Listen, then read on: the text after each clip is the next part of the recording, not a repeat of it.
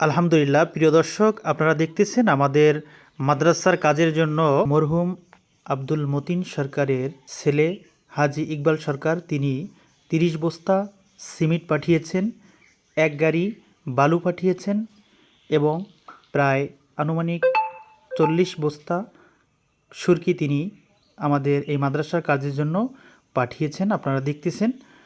তো আমাদের মাদ্রাসার কাজগুলো চলতেছে আলহামদুলিল্লাহ। পর্যায়ক্রমে আপনাদেরকে আমরা সমস্ত ভিডিওগুলো দেওয়ার জন্য চেষ্টা করব এবং আপনারা সবাই যে যেখান থেকে সহযোগিতা করছেন আপনাদের সকলের জন্যই আমরা দোয়া করি। আল্লাহ পাক রব্বুল আলামিন আপনাদের সকলের কামাই রুজিতে বারাকা দান করুক। আসলে দিনের কাজগুলো তো এভাবেই হয় যে দশের মাধ্যমে মাদ্রাসা, মসজিদ, গণকবরস্থান, এই কাজগুলো আলহামদুলিল্লাহ সবার মাধ্যমেই, দশের মাধ্যমে, সহযোগিতার মাধ্যমেই শেষ হয়।